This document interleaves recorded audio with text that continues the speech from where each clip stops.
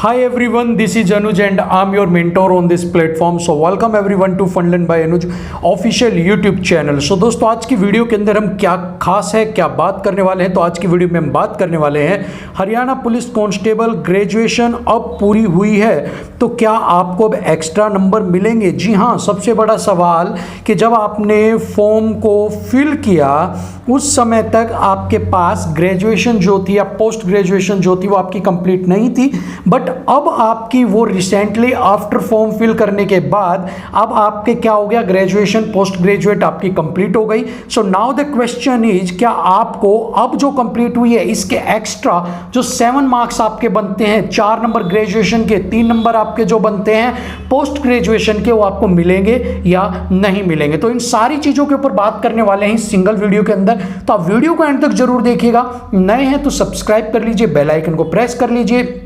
साथ में ही अगर वीडियो पसंद आती है तो लाइक करना बिल्कुल मत भूलिएगा. तो चलिए स्टार्ट करते हैं. तो दोस्तों वीडियो पे आगे बढ़ने से पहले हम कुछ ऐसी चीज़ें देखेंगे कि आपको नंबर मिलेंगे नहीं, उससे पहले कि आपको नोटिफिकेशन के अंदर क्या क्या डायरेक्शन दी हुई है. तो चलिए नोटिफिकेशन पे एक बार नज़र डालते हैं. सबसे पहले आपके पास है एडिशनल क्वालिफिकेशन 10% वेटेज जो है उसके बारे में क्या बोला गया है. ठीक है ना. अब फर्स्ट पॉइंट है वो तो आपको बताया गया है कि सबसे पहले आपका फिजिकल मेजरमेंट टेस्ट होगा, उसके बाद आपके डॉक्यूमेंट वेरिफिकेशन जो है आपके वो किया जाएगा. ठीक है. अब पार्ट बी के अंदर जो बोल्ड किया हुआ है उसके अंदर आते हैं. फॉर कांस्टेबल एजुकेशन के 7 नंबर दिए जाएंगे आपको. ठीक है. ग्रेजुएशन के 4 नंबर दिए जाएंगे और 3 नंबर जो दिए जाएंगे वो आपको किसके, पोस्ट ग्रेजुएट के दिए जाएंगे. ठीक है. इतनी चीज क्लियर है. उसके बाद आपको सी पॉइंट दिया हुआ है, एनसीसी सर्टिफिकेट जो है इसके आपको मैक्सिमम 3 नंबर दिए जाएंगे. ए बी सी का, ए के लिए 1, बी के लिए 2 और सी के लिए 3 नंबर आपको दिए जाएंगे. इससे ज्यादा नंबर आपको नहीं दिए जाएंगे. ठीक है.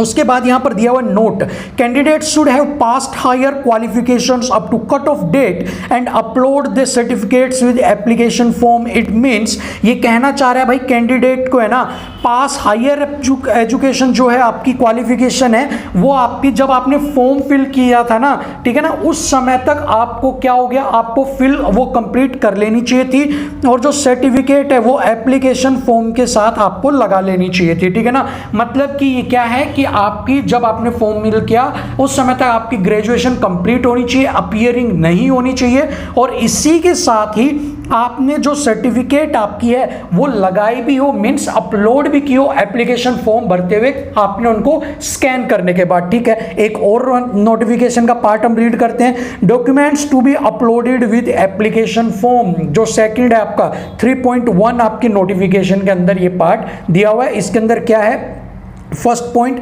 Scanned copy of essential academic qualification, matriculation showing date of birth and other relevant details. तो कह रहे हैं कि आपको एकेडमिक क्वालिफिकेशंस, फॉर एग्जांपल आपका matriculation that shows your date of birth और आपको रिलेटिव जो भी हैं डिटेल्स हैं वो आपकी दिखाएं. ठीक है. सेकंड है scanned copy of SC, BCA, BCB, EWS, ESM, DESM, DFF, ये सर्टिफिकेट्स भी आपको लगानी थी, अपलोड करनी थी at the time of the application form. देखिए यहां पर लिखा हुआ application form.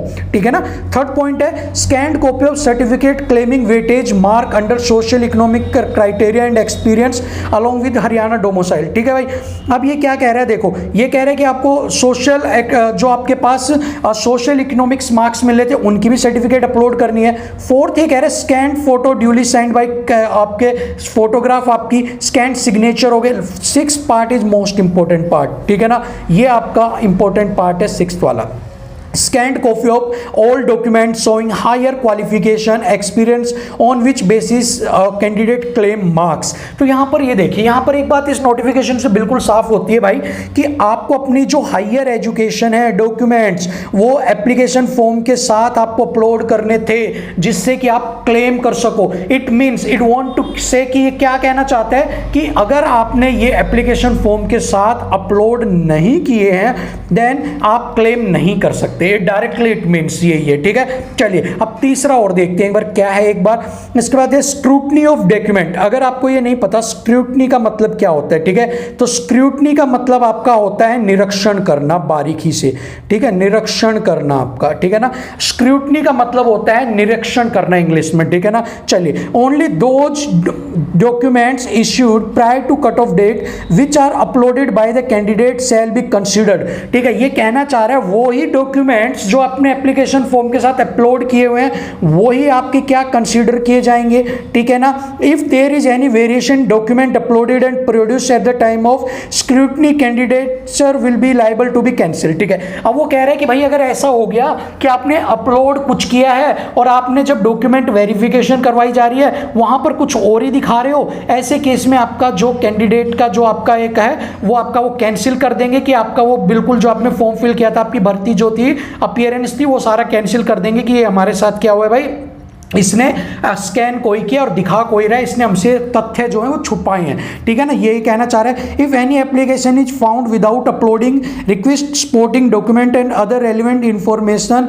The candidate himself shall be responsible for that, ठीक है। तो इसका सारे का मतलब क्या है कि अगर application is found without uploading, ठीक है, अगर कह रहे हैं अगर आपने अपलोड नहीं किया कोई भी चीज, डायरेक्ट इसका मीनिंग ये है अगर भाई आपने कोई भी चीज अपलोड नहीं की, लाइक आपके क्वालिफिकेशंस, आपकी ग्रेजुएशन, पोस्ट ग्रेजुएट, तो वो फिर लाइबल खुद होगा, उसको उसके जो 5, 4 + 3 नंबर जो 7 मार्क्स मिलने हैं वो मार्क्स उसको नहीं दिए जाएंगे, ठीक है। इतना समझ में आ गया। चलिए अब यहां पर जो सारे टोटल बात निकल के आती है ना भाई, वो यही बात निकल के आती है कि देखिए जिसकी भी अब कंप्लीट हुई है ना वो एज पर आपकी अगर हम बात करते हैं नोटिफिकेशन की तो वो वैलिड नहीं होगी। आपको सारे डॉक्यूमेंट्स जो थे वो आपके सबमिट करवाने थे at the time of the form filling. अगर उस समय आपने फॉर्म फिल करते वक्त स्कैन करवा के अगर आपने उन्हें अपलोड कर दिया था तो अब आप उसके लिए लाइबल है क्लेम करने के लिए अपने 7 मार्क्स को, और अगर आपने नहीं किया तो अब आपको ये 7 मार्क्स नहीं मिलेंगे बिल्कुल भी, क्योंकि ये सारी चीज़ें वही कंसिडर करेंगे जो आपने स्कैन करके अपलोड किए हैं। चाहे आपने उस समय ग्रेजुएट हैं और अगर आपने उस समय भी अपलोड करना भूल गए, या तो आप किसी भी साइबर कैफे वाले से या कंप्यूटर वाले भैया ने आपकी फॉर्म में नहीं लगाया ग्रेजुएशन पोस्ट ग्रेजुएशन किसी वजह से, तो भी वो आपका कैंसिल कर देंगे, नहीं मानेंगे कि आपका क्लेम नहीं करेंगे। अगर थे तो आपको वो अपलोड करना था, आपको स्कैन करना था, ठीक है। सो यहां से सारी चीज बात यही निकल के आती है कि जिसने भी भैया अपलोड किया था उसका तो वैलिड है, जिसने अपलोड नहीं किया, ठीक है ना, वो अब आपका नहीं होगा, और जिसकी अभी भी कंप्लीट हुई है उसको भी 7 नंबर नहीं मिलेंगे, ठीक है। सो यही इंफॉर्मेशन थी। होप सो आपका डाउट था ये बहुत ज्यादा क्लियर हो गया होगा। अगर आपका ये डाउट क्लियर हो गया है तो यार एक अगर आपको पसंद आया तो आप वीडियो को लाइक जरूर कीजिएगा, शेयर कर दीजिएगा, और अगर आपको अच्छी लगती है इंफॉर्मेशन चैनल पर जो हमने दी है तो आप सब्सक्राइब कर बेल आइकन को जरूर दबा लीजिएगा, ठीक है। अगली वीडियो में आपसे जल्दी फिर दोबारा मुलाकात होगी।